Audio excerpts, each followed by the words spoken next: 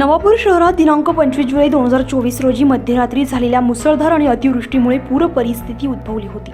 शहरातील इस्लामपुरा भागामध्ये पुरामुळे स्थानिक रहिवाशांचं मोठ्या प्रमाणात संसार उपयोगी साहित्यांचं अधिक नुकसान झालंय।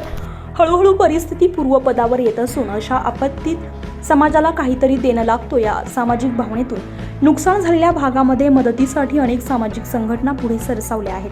त्यामध्ये आज दिनांक 30 जुलै 2024 रोजी इस्लामपुरा भागातील पूरग्रस्तांच्या मदतीसाठी अंजुमन मुस्लिम शाह बिरादरी फकीर समाजानं देखील हिंदू मुस्लिम भेद न बाळगता इस्लामपुरा भागातीलच्या बांधवांच्या घरात पाणी शिरून ज्यांचं नुकसान झालंय अशा 100 पूरग्रस्त परिवारांना मदत म्हणून ब्लँकेट आणि चादरीचं वाटप करण्यात आलं।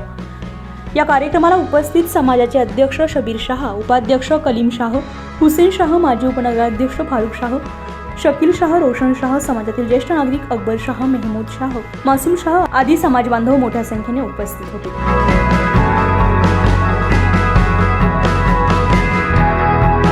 24 लाईव्ह महाराष्ट्र न्यूज साठी पंकज अहिरे, नवापूर।